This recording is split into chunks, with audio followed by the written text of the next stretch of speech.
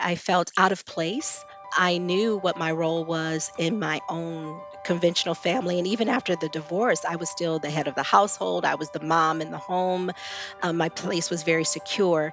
So I certainly was feeling a little unsteady as well, which was not usual. And I felt not always connected. And so I don't, we don't like disconnection. That was very hard. Hey, welcome. This is Family Life Blended, and I'm Ron Deal. This donor-supported podcast helps blended families and those who love them pursue the relationships that matter most.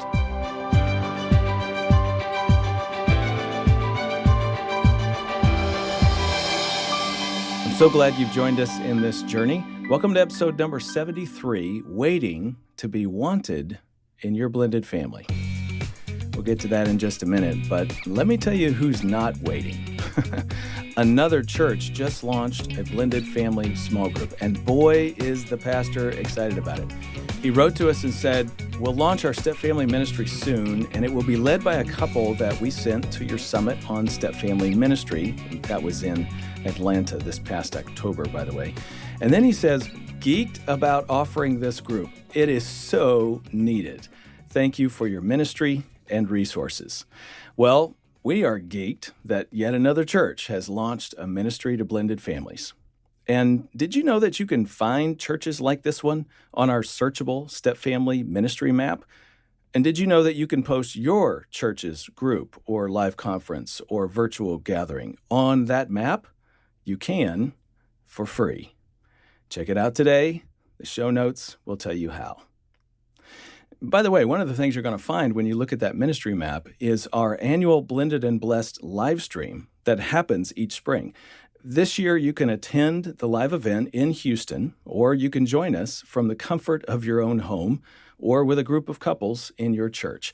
New theme, new speakers, same quality event, also available in Spanish. Learn all about it at blendedandblessed.com. Are you good at waiting? I am not. How are you doing with waiting for the pandemic to be over? Yeah, me too. I think that for most of us, waiting is always difficult. It's really tough when you're waiting to be wanted by someone you care about. Cheryl Shumake is a master life coach, step-family educator, and founder and director of Stepmom's Sanity, a Christ-centered circle of support for stepmoms. She's the author of 4 books, including the subject of our conversation today, Waiting to be Wanted, a stepmom's guide to loving before being loved. Cheryl is a biological mom of 1. She's a bonus mom of 3. She's been married since 2008 to her husband, Jonathan, who was a guest at her first wedding. How about that? They live in Michigan. Here's my conversation with Cheryl Shumake.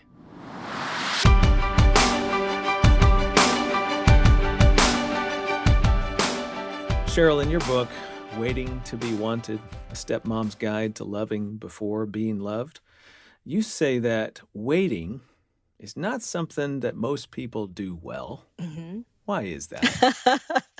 Well, I mean, waiting is very hard. There's the interval, the gap between what I have and what I want is often painful and unsettling and exhausting. Mm, The hoping for something that remains unfulfilled is honestly exhausting. Isn't that what the word of God tells us? That a hope deferred makes the mhm. heart sick. And I know for me, all too often, my response to waiting is to do whatever I can do to hasten its end. I want to end the inconvenience that the void causes. And so, my go tos are to fix it, fill it, or finance it. And Mhm, none of mhm. that brings it to an end. So then I end up frustrated on top of the pain and the unsettling feeling and the exhaustion as well. Waiting is extremely hard. I think what I just heard you say was waiting is hard, so we try to take control because we don't have any control when we're waiting for something. But when we try to take control, then we discover we We still still don't don't have have control, control. right? And And we're more frustrated now than ever. Is that what I just heard? That's exactly what you heard. Yes, it is. Isn't it such a vicious cycle, isn't it? Oh, yes, yes. And you're right. That scripture, Proverbs 13:12. I love the message version of this. It says, unrelenting disappointment Mm, leaves you heartsick. yes, yes, And it's that unrelenting aspect of waiting that just saddens your heart, empties your yes, heart, makes you heart sick. Man, I love the way you said it. It is exhausting. yes, yes, it is.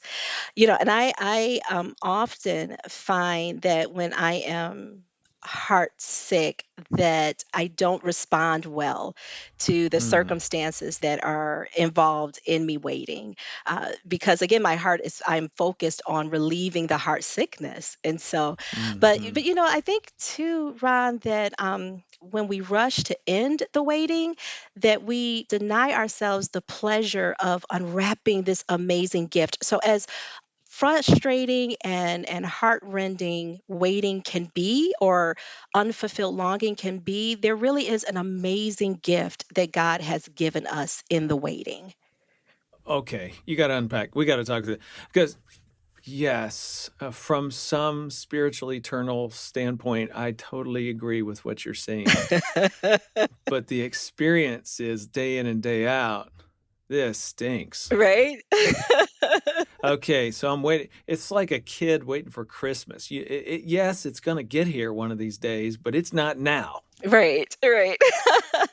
But what I find though, that what I found in my own journey is that while I was waiting, God used that time. He used that time Hmm. to transform me, to transform my heart, to draw me Mm-hmm. closer to Himself, to refocus Yeah. my attention so that I was no longer panting after the unfulfilled longing, but I panted more Mm-hmm. after Him, and that Hmm. my hopeful expectation was no longer fixed on fulfillment.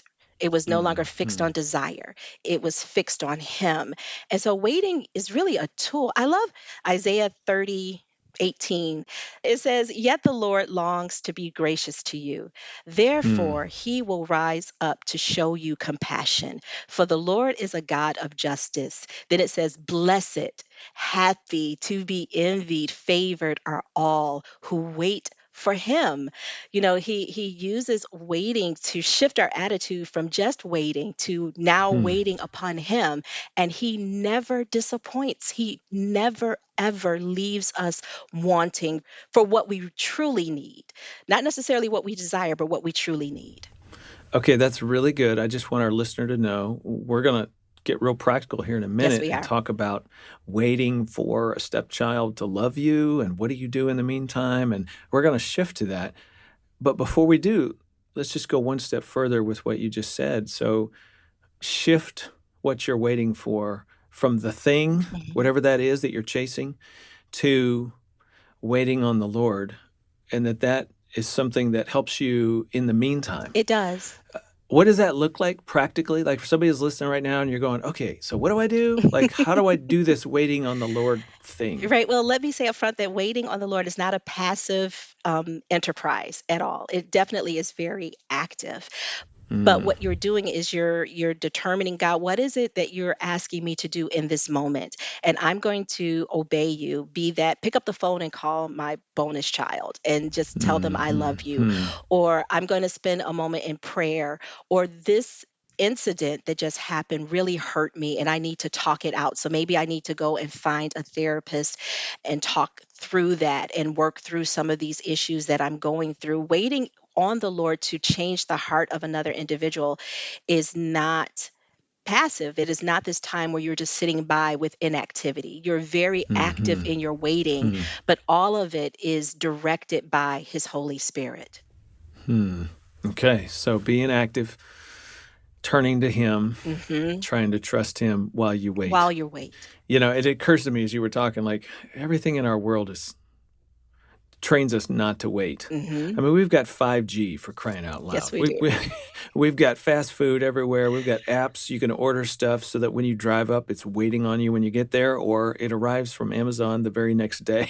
We have Right? internet-based church. You don't even have to drive in the car to go to church if you don't want to anymore. All of that sort of really programs us.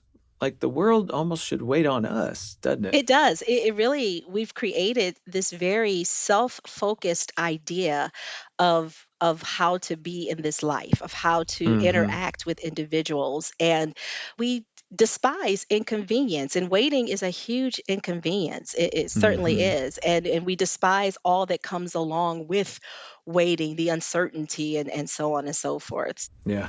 Okay, so let's turn the corner, get real practical. Sure. So, as we're talking, I'll tell the listener that it is October of 2021 as we're recording today. Yes. The world is still sort of waiting to open up. The pandemic is still here. Some places are opening up, some places are not opening up. Who knows whether it's going to come or go, or things are getting better or they're not. We've all learned that we still don't know. We're still waiting to open up. It seems to me that many people in step families, and step parents are a really good example of this, they're always waiting for somebody to open up to them. Yeah. I'm wondering about your experience in waiting to be wanted, in waiting for somebody to open up. What happened in your journey? Well, I definitely was on the waiting end, and with one stepchild in particular on the longer end of waiting. So I do want the listener Hmm. to understand that don't be surprised if one child turns towards you before another, or if one child turns towards you and then turns away from you. That's a very common phenomenon in step Hmm. family life. But my experience initially was very disconcerting. I think that's a good Hmm. word, disconcerting to me. I thought I was well prepared. We had read your book, The Smart Step Family. So, of course, I know what I'm going to do when Oh, of of course. course. Yeah, you had all the answers at I that had point. all of the answers, right?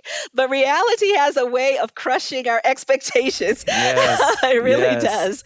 And the reality of my family was that it was not so easy to blend. My daughter Hmm. had recently lost her father. So we had a grieving child, grieving the death of a parent. And we had bonus children who loved me when we were dating and having fun. But now that I'm another adult in the home, didn't quite know how they felt about me, and they Hmm.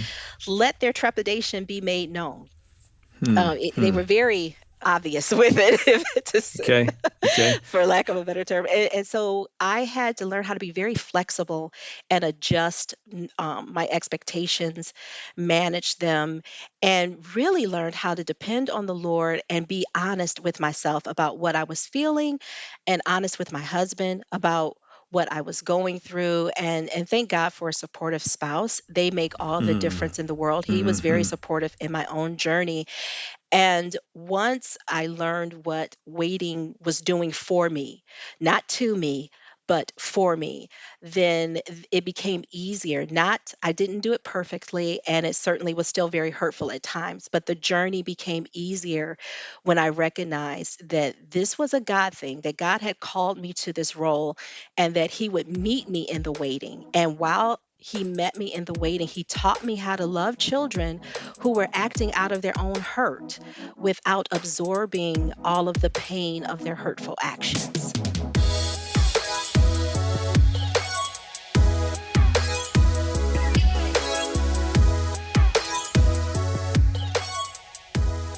Okay, there's a whole lot in what you just said. Let's slow it down a little bit. Sure. So, um, how old were the kids, the bonus children? My bonus children, when we got married, they were 12 and almost 9 at the time. And I call our family a super blended family because Okay. my husband had a stepdaughter from his first marriage, and she's Okay. right in the fold as well. She's the oldest, and at that time, she was 21.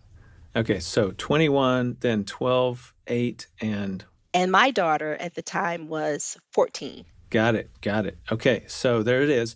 Everybody's on their own journey. We all know that. We've Mhm. talked about Different this on stages this of podcast life. many times before. Right. Different stages of life, different developmental issues going on with children and stages of for children. And so different levels of openness to step parents and step siblings and all of that. In the beginning, when those expectations, and by the way, I love this quote in your book, waiting on the heart of your stepchild to turn towards you is a graduate level course in unmet expectations. Yes. That's really good.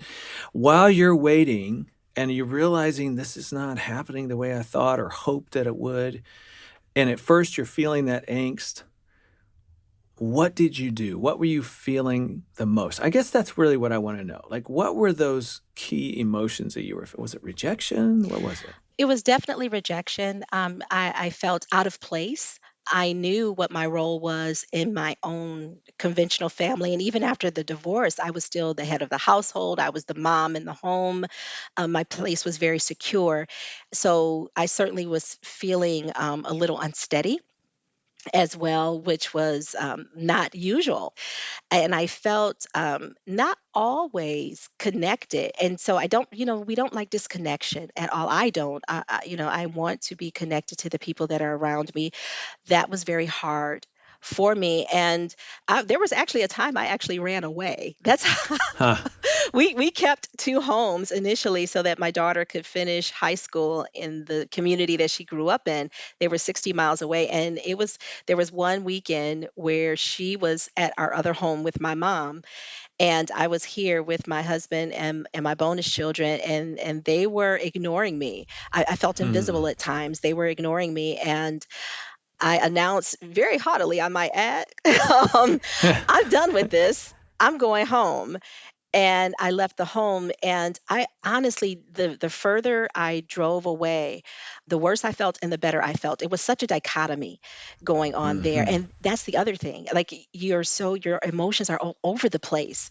Yeah, yeah, yeah. So you went into fight, flight, or freeze. You went into I flight. went into Like, flight. Yes. like I just can't stay in this environment where I'm isolated. I'm an outsider, and Yes. they're keeping me on the outside, and I'm being rejected. And I need to break from this. And by the way, I want to say to the listener that is understandable, especially when you just feel overwhelmed in a significant way.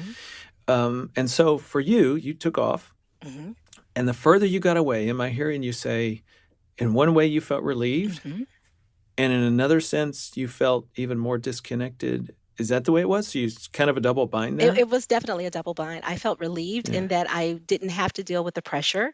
And I was going towards the one person at that time in my life who was steady and who Yeah. brought consistent joy, and that was my daughter, right? But I also felt very disconnected and very hurt by that Mhm. because I'm leaving this man I have pledged my life to and these children that I really did want to love and open up to, but it was very difficult. And the pressure got to me in that moment. I don't necessarily recommend it, but every once in a while we need, I always say, get a stepmom bug out bag and have a safe place to go in your bag. Get there, recalibrate your emotions, and then you can go home a better you. So I like that. Recalibrate and yes. go home a better you. Yes. Find a way, find your strength. I mean, let's just make this overt for the listener right now. The problem here in waiting, what's happening is you clearly want more of a connection, a relationship than the other person Mhm. Mhm. wants with you. And whoever wants the least wins. Isn't it such a power struggle? That absolutely is the That, truth. that is it. Whoever wants the least wins. Now, let me just put this into context because this is true in any relationship. Mhm. And a lot of people listening right now went through a marriage where you wanted more than the other person wanted, and they wanted you less than you wanted them, and they won.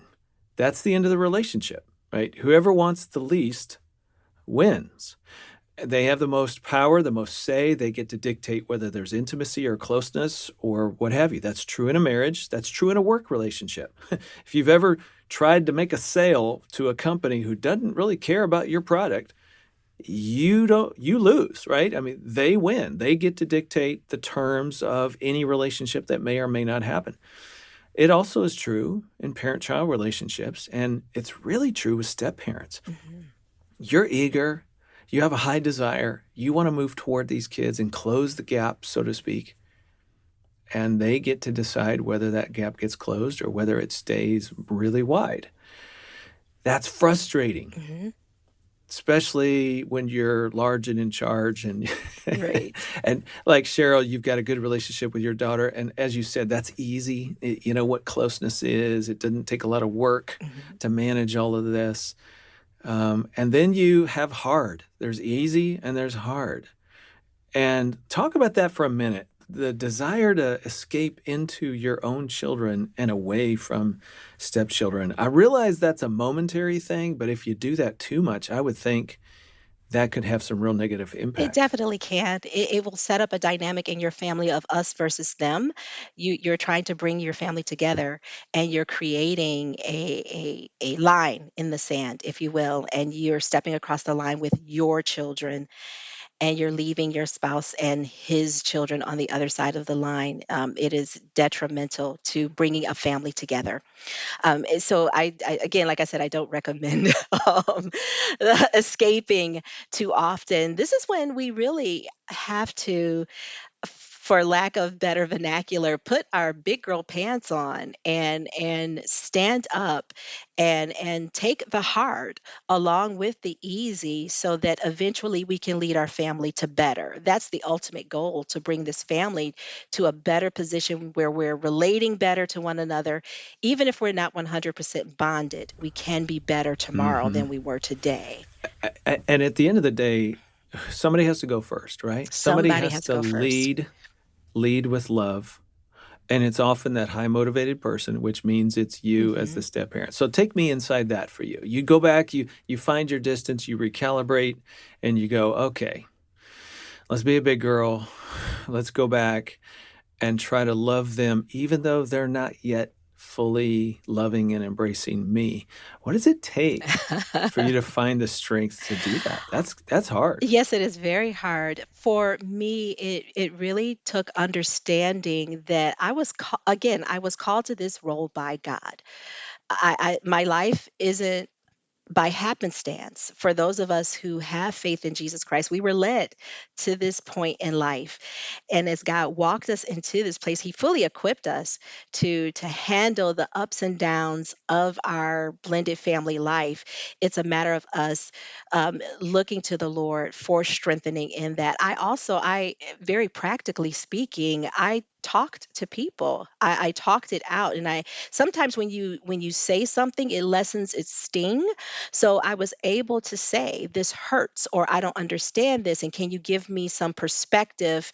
We have to get out of our own heads and allow other people in to speak truth and to speak life. And quite frankly, there were times I just had to grin and bear it. I had to get a straw and suck it up. Honestly, Mm. I had to listen. I am here. I have chosen this. I have said yes to this. I've accepted loving these children, even if they do not love me. And so, what does that mean? And Wow. Mm. lastly, Ron, I will say this, and again, not to be impractical at all, but when you get a picture of how Christ loves us, right? The love is very, very active, regardless of reciprocity or feelings of affection or emotional connection. And I understand that I am loved despite having been an enemy of God. I was loved to friendship with God. That helps me learn how to love before I am loved, because it's the same way that I was loved. And it is that love that God has given, that He has shed abroad in my heart by the Holy Spirit. So it's in there. I just have to allow the Spirit of the Lord to activate it. What does First John say? We love because he First first love loved does. us. You know, Yes. that's the story. If somebody's listening right now and you're just really not familiar with the Christian story, the story of the Bible, the overarching narrative of Scripture is a God who pursues us in love in spite of our frailties and failures and sin that creates this gap. He's constantly trying to close the gap. And when God comes in the form of Jesus Christ, we see it over and over and over again with the people that He pursued and how He closed the gap with the disenfranchised and the outcasts of society and the people who were forgotten and left behind and pushed down. He often closed the gap with those people, even people who really made a lot of mistakes and done a lot of sin in their life. Mhm. His love overcomes that. That's the story of Scripture.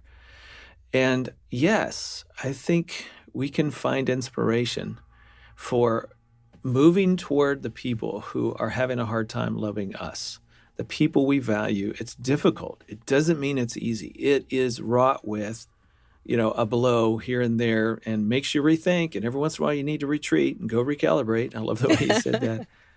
And then go, wait a minute. God did this for me. All right, here we go. Lean in. Hold on to Hold him on to and him. and Yes. and just try to love. Not over love, love in a strategic way. I guess what I'm trying to say there is not push so hard that it makes it really difficult for that child to receive it, but just in a way that's palatable for them, but just to gently continue to press in. I advise stepmoms to look for opportunities to set the stage for connection. Look for organic opportunities to set the stage for connection. Hmm. And Hmm. whatever happens in that moment, the outcome belongs to the Lord. The results belong to him. But you just Yeah, could you give me a good example of that? Maybe of a story from your own life? Absolutely, absolutely. There was a time with one in particular that I had a very hard time. She was very connected to mom, and not that the others weren't, but she struggled more than anyone with conflict of loyalties. I know that we are all familiar with that terminology. And I set up an opportunity for us to go out to a play. And I know that's something she enjoys, and I invited her along, and of course she went and she had just a ball, and it opened the door for conversation as well. And I didn't initiate the conversation. I did not initiate the conversation. She did. And I let her talk about whatever it is that she wanted to talk about. And some of those things were very difficult for her, and some of those things were very easy and very light and very on the surface. But by opening up the opportunity, she walked right into it, and I didn't rush in. Let me say this to the listener. I didn't use that as an opportunity for me to then rush in and say, "Here I am, super stepmom." I really kind of laid back and allowed her to lead the relationship and lead in our conversations and lead how close she needed to be, which changed over time. Sometimes she was Ooh. closer, sometimes she was not. Mm-hmm. Mm-hmm. Hmm. That there is so much wisdom in what you just said. It's almost like, okay, I can't push this any farther than they can go. So I really need to let them feel like they're leading the dialogue and the conversation and try to meet them where they are. That's so strategic. You're still leading with love because you're creating the opportunity, but you're pacing with the child. Exactly. Well said. That's great.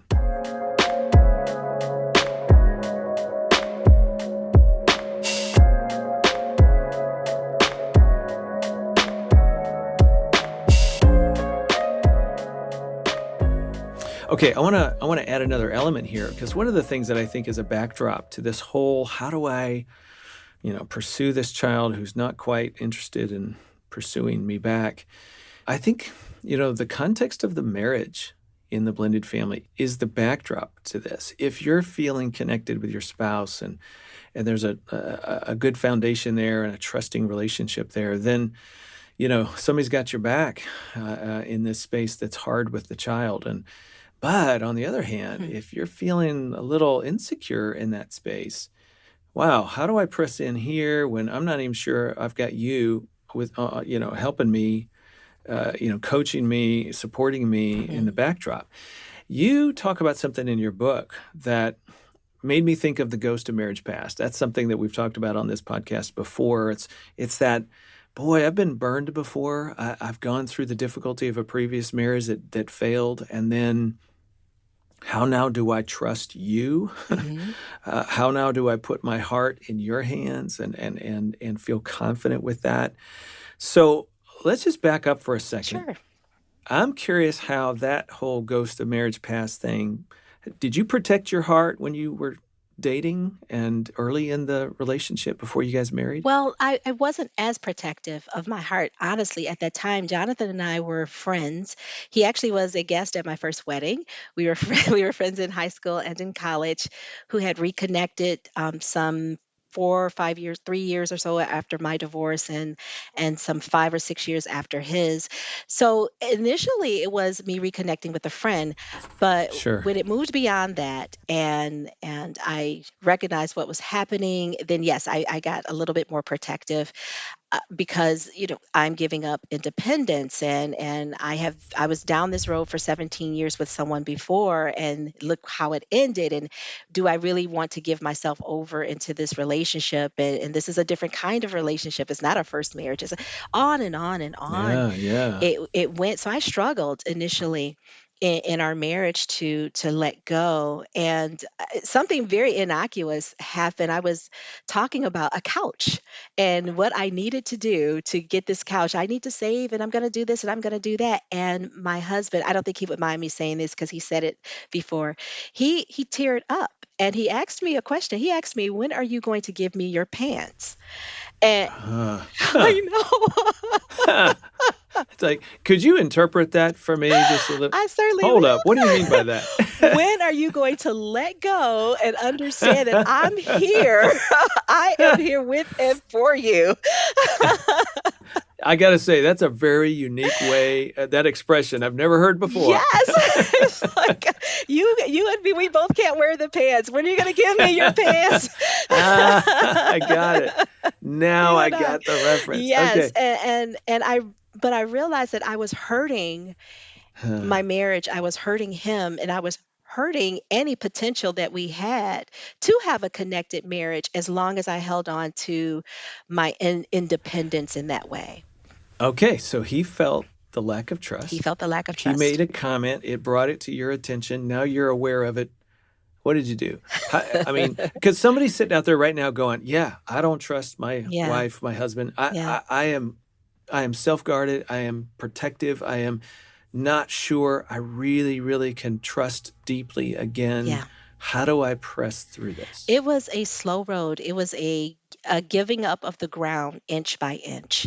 And Hmm. at every turn I was praying, and I really had to learn how to trust God again in a relationship, within the context of a relationship, that I can let go. And as Hmm. I gave up inch by inch, and I saw his consistent response, not perfect, but consistent response, it enabled me to give up more. So I really had to again take a deep breath and just began giving up little areas and spaces of my life that I held on to. I so appreciate that. I just want our listener to catch it. There's so many little pieces there. You had to press in and give up a little, trust a little more, surrender a little. When that was met by steadfastness and faithfulness in your husband, that just added more confidence on your part. You give a little more, get a little more. It's that back and forth, to and fro, but you still have to take risk even when you're unsure. Love is risky, isn't it? It It is is. absolutely risky, but it is so rewarding, and the risk and the reward kind of go Hmm. hand in hand, and we just won't Yeah. have the other without the other. So If you're listening right now and you're the spouse, you felt some distrust coming from the other person, whether you've deserved it or whether it's sort of leftover ghost from marriage past for them, and they're just projecting that onto you. Please hear how difficult it is to take those risks and move toward you in trust. It's really helpful when you are patient, long suffering with mhm. them, and when you can understand why they can only give you a little bit, not as much as you would like necessarily. And also hear the importance of you loving well in return, and how that does help to build confidence and grow their relationship, your relationship together over time. I'm wondering about this how it impacted then your relationship with your stepchildren. I mean, again, the backdrop is marriage. So if you got questions in your head about that relationship, and now you have questions about your stepchildren, like, you can get lost as a step parent and go, what am I doing here? Like, how do I, like, Absolutely. every relationship, that's what I'm trying to say. Every relationship seems to be demanding more of me then I knew I'd have to give. How do I do this? Yes. I want to backtrack to something you said about the spouse. The one thing that did help me, Jonathan had a saying from the beginning of our marriage, it's you and me Hmm. against the world. And he would include the children. He would say, even these children, because one day they're going to grow up and they're going to have lives of their on their own. And I want to be sitting across the table from you 50 years from now. And so his support made Wow. all the Yeah. difference in the world. But to answer your question more directly, I would say that what I found again, along with Jonathan's support, is I had to make a decision. Of course, my heart was going to be guarded. If it's guarded with him, and this is the foundational relationship in this family, it's going to be guarded with the children as well. As I gave up ground with him, I found myself more willing to open up, more willing to be vulnerable to the likely rejection and likely misjudgment and misunderstanding that I was going to receive from the children. I fully expected that that was going to be the outcome, that I was going to open myself up to more, which means I was going to Hmm. feel more. But because I had his support, that made a huge Hmm. difference. And I think, but I think it really just came down to a decision. I had to make a decision. How do I want to be in this Wow. marriage? How do I want to be with my stepchildren? How do I want my daughter to view this opportunity that we have to see the redemption of God, to see restoration, to how do I want her to remember how her mother um, modeled herself in Hmm. this Wow. situation? So you were mindful of the example you were setting. You Hmm. want to show your kids that love is risky and takes risks. Hmm. Love never fails is the way 1 Corinthians 13 puts it. In other words, it keeps moving forward even in the face of difficulty, of risk, of challenge. That's a lot. And when you said I That had to make a yeah. decision, I thought of another word. I think you could say faith. I had to have faith that if I love, there will be payoff.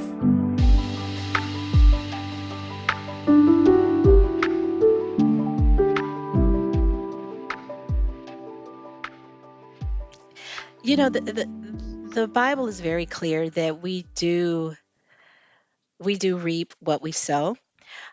We may not necessarily reap in the vineyard that we sow in, but we will eventually reap. And I knew that my investment in my marriage, my investment in the children, however it was received, there was definitely going to be a payoff. And if nothing else, Ron, at the end of the day, when I stand before the Lord, I want to hear him say, "Well done, good and Hmm. faithful servant." That more than anything became a motivator for my life.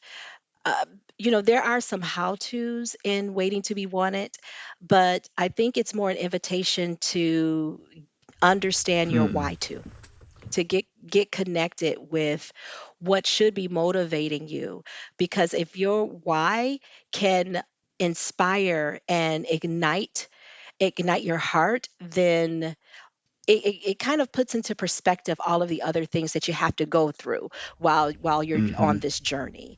It helps you endure Yeah. a little Yeah, better. I think it does. Another thing you bring up is you say asking when, this is back to waiting. When is this relationship going to get better? When is this child going to open up and stop being closed? That's not really practical, you said. You said rather ask what? God, what do you want me to learn? Hmm. What do I do while I'm waiting? Things like that. Obviously that was helpful for you. Hmm. Absolutely, it was. I mean, when ends when it does. Well said. That's well There, said. there's no way around it. Mhm. And it can feel suddenly or can feel as if this has taken a long time. So we waste so much time, I Mm. think, concentrating on when is this going to come to an end. Utilize your waiting. Yeah, work the narrow space that you're in right now, and by asking the Lord, what do you want me to do while I'm here? What do you want to do in me Hmm. while I'm in this space? What can I do to be better tomorrow? And what can I do to be a better stepmom? Or what things internally, what internal wounds and healing that has not been addressed can I address while I'm waiting? What can I do? Those are very different questions than when. Yes. You know, as you're talking, I'm sitting here going, yeah, when is really about me. The focus is on me and what I want and why I can't have it. And, you know, the world will be good and right and everything will be perfect when I get what it is that I want. Like, that is so self centered. But the what question shifts it away from me to toward God, toward this person, toward it's just a very different question. Yes, it Invites is. a different Yes, it answer. is. Yes, it is. One of the quotes from your book, God uses waiting to refocus our attention on what matters most. In the waiting, let me do that again. Here's a quote from your book. God uses waiting to refocus our attention on what matters most. In the waiting, you say, is where God transforms those who wait. So let me just say, at the end of this conversation, that's really annoying, Cheryl. That is really annoying. You just stepped all over my toes. God is transforming those who wait. Yeah, yeah. Well, wow. There's so much truth into that. And it's hard to wait. It is hard. Yes. And yet there's that's the journey of faith. Isn't it? Isn't it? We even now we are waiting on the Lord. We're waiting on him to return. We won't even be what we're supposed to be until we see him. Mm-hmm. There are aspects of our life that is just spent in waiting. You know, Ron, I opened this book with an introduction that forewarns the reader. This is not for this is not for the stepmom who is faint of heart at all. This is not for the one wanting to justify their bad behavior or their crappy attitude, or Mm-hmm. this is not for the one who is looking for tools to draw the children to herself for her image sake or for her heart's sake. This is for the one who's willing to surrender, who's willing to give up her desires, who's willing to live open handed before the Lord and say, here's my family, here's my heart. Here are the things that I treasure. I'm giving them to you to manage how you see fit, and I'm going to trust you with it. Mm-hmm. That's good. That's really good. Okay, I got one last question for you, and it's a toughie. Save the Sure. worst for Okay. last, maybe. I don't know. What do you do with offenses? I mean, waiting is Ooh, hard enough as it is, but then when the child gives you more reason to be offended, when they hurt you, yeah. when their actions or their words, um, cause more rift between you, maybe the way to say it is it makes you rethink whether you really want to wait for this relationship Yeah. to develop. What do you do with those offenses? Oh my, yeah, it's so hard to deal with offenses. There's a chapter in the book called Shark Bait that talks about offenses, that talks about how the enemy uses offenses to chum the water and draws other predators like bitterness and unforgiveness and things that keep us trapped in in woundedness and keeps us from the freedom that Christ has for us. I tell you, I we talk about how to guard your heart from offenses and how to prune your heart when you are offended. And we pray, and we again, I am a big believer in talking. I tell people, listen, pray, and sometimes the answer is therapy. So we can go we go to therapy as well. We practice for forgiveness. We don't allow the offense to fester in our heart and cause bitterness and cause rifts and strife to spring up in our lives. We deal with it quickly, and and we make it a practice we make it a practice to be very aware of when offense is setting in, and that's difficult to discern sometimes. We own the emotions of the offense, but we don't carry the emotions Mm. forward. We deal with them. It sort of sounds like when you're offended, you have to go on the offense of how you manage being I offended. like that. You have to be Absolutely. proactive to where are you going to put this? How are you going to manage it? Who are you going to talk to about this? Where are you going to get help? Praying to God, asking Him for guidance and support, just not allowing that to close the door on your own desire to continue pursuing the relationship. Absolutely. I love that. You have to go on the offense with offense. Hmm. You really do. Yeah. At the end of the day, Colossians 3, forgive as you have been forgiven. So it seems like once again we've come full circle that I think Hmm. for somebody who's waiting and they've been offended, finding their motivation to press through comes from the way God has already loved us, the way He's already forgiven us, the way He's pursued us, even when we didn't even fully realize we needed being pursued or were not open. That ongoing flow of love and forgiveness is inspiration for how you Yes, it try is. to love and forgive somebody in your life that you're wanting to try to eventually create a good relationship with.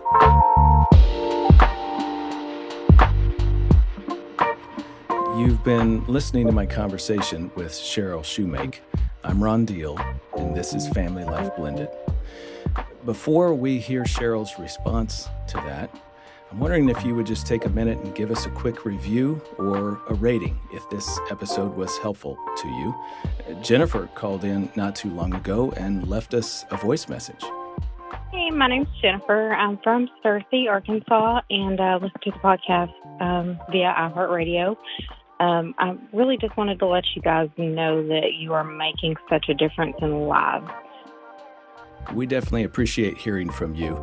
If you have a topic or a question you'd like for us to address on a future podcast, you can now submit those to us. You can email them at blendedquestions@familylife.com, or you can call, like Jennifer did, and leave us a voice message with your comment or question. You can call 407-826-2606. That's 407-826-2606. And if you didn't get a chance to write that down, just look in the show notes. If you'd like more information about my guest, you'll find it in those show notes as well. Or you can just check it out on the Family Life Blended podcast page at familylife.com/blended podcast. And while you're there, make sure you check out our new online courses for couples and leaders. These are self-paced, on-demand courses that you can do from the comfort of your own home. One of the courses for couples is called Well Blended, and it helps you deal with sensitive issues in your home. It talks about building connections in relationships, how to cope if you're feeling rejected by a stepchild, and different ways that you can create meaningful traditions for your blended family. And then we have a course for leaders. It's our equipping certificate in blended family ministry, where you're going to learn how to create and sustain a thriving step-family ministry in your local church. It'll help you address some of the tough questions about divorce and remarriage in Scripture, and give you great tips on leading dynamic small groups that transform lives. All of that is available in our online courses. The show notes will get you connected to all of that. Okay, so I had asked Cheryl, how do we draw inspiration from how God loves and pursues us and pull that forward into loving somebody we're waiting to be loved by? Here's Cheryl.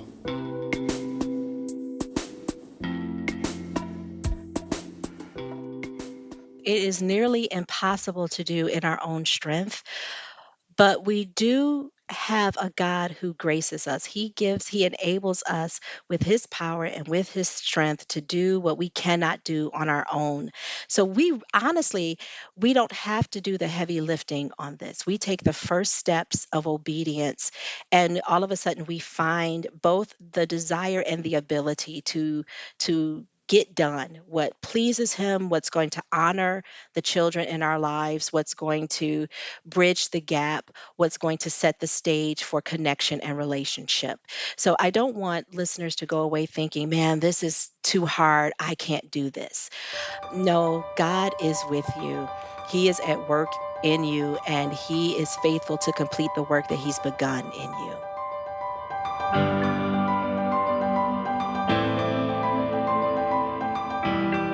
Next time, we're going to hear from, well, you.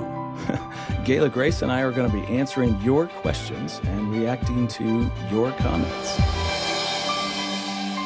Next time on Family Life Blended.